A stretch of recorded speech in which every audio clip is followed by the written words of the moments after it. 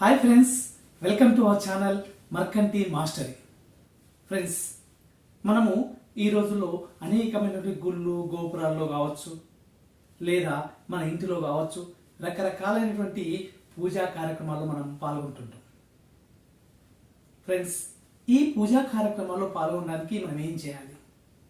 పవిత్రమైనటువంటి నదీ జలాలతో స్నానాలు చేసి సువాసనను వెదజల్లేటటువంటి పుష్పాలను సేకరించి ధూప దీప నైవేద్యాలు, మంచి రుచికరమైనటువంటి నైవేద్యాలను ప్రసాదంగా పెట్టి పూజ చేయాలా? మరి ఏ విధంగా చేయాలి అనేటువంటిది ఈ వీడియోలో చూద్దాం. ఇక ఆలస్యం చేయకుండా వీడియోలోకి వెళ్ళిపోదాం. ఫ్రెండ్స్, విశ్వ బ్రాహ్మణుడైనటువంటి రావణాసురుడు గొప్ప శివభక్తుడు. అతడు ప్రాప్త కాలంన మంచి గంగాజలాలతో పవిత్ర గంగాజలంలో మునక స్నానం చేసి ఆ గంగాజలాన్ని తీసుకొని వచ్చి శివుని పైన అభిషేకం చేస్తూ ఓం నమ శివాయ ఓం నమ శివాయ అంటూ వివిధ రకాలైనటువంటి పుష్పాలతో అభిషేకిస్తూ పూజ చేసేవాడు రావణాసురుడు. ఒకరోజు తన శరీర ఆశ ప్రకారం శరీర ధర్మ ప్రక్రియలలో భాగంగా సృష్టి కార్య సంభోగం, తన భార్య అయినటువంటి మందోదరితో సృష్టి కార్య సంభోగంలో పడక గదిలో సుఖపడుతున్నాడు.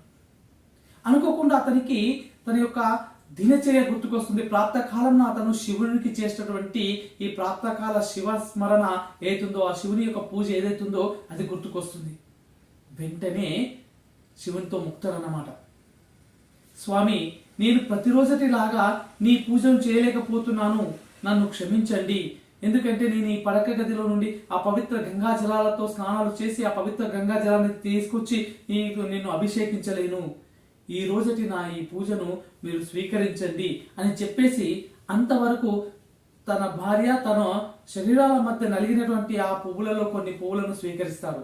కొన్ని పువ్వులను ఏరుకొని పక్కన ఉన్నటువంటి భార్యనే నీవే శివుడవు అని చెప్పేసి ఓం నమ శివాయ ఓం నమ శివాయ అంటూ వాళ్ళిద్దరి మధ్యన నలిగినటువంటి ఆ పువ్వులనే ఆ భార్య యొక్క స్తనాల పైన ఓం నమ శివాయ ఓం నమ శివాయ అని చెప్పేసి వేస్తుంటారు అనమాట.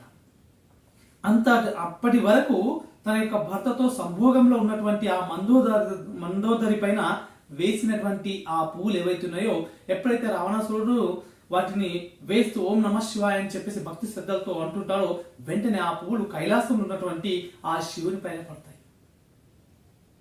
అంటే భక్తి చేయడానికి కావలసింది నీతి, నిజాయితీ, భక్తి. ఇవి ఉంటే మనం ఎక్కడికి వెళ్ళవలసిన అవసరం లేదు, ఏవో రకరకాలు తీయవలసిన అవసరం లేదు. మన చేతిలో ఏ ఉంటే వాటినే ఆ భగవంతుడు ప్రసాదంగా స్వీకరిస్తాడు.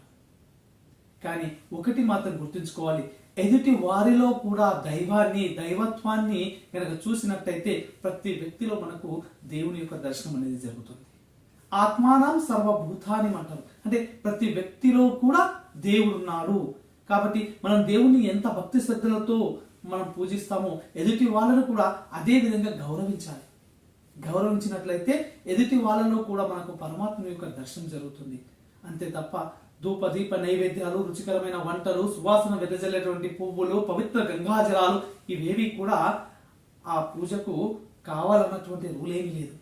మన స్తోమతను బట్టి మనకి ఎంతైతే అంత భక్తి శ్రద్ధలతో నీతి నిజాయితీతో సమర్పించినట్టయితే అది ఆ భగవంతుడు ప్రేమగా వాటిని ప్రసాదంగా స్వీకరిస్తాడు. కాబట్టి మీరు చేసే ప్రతి పూజను కూడా ప్రేమగా భక్తి శ్రద్ధలతో నీతి నిజాయితీలతో చేస్తారని ఆశిస్తూ సైన్ అప్ యువర్ మర్కంటి.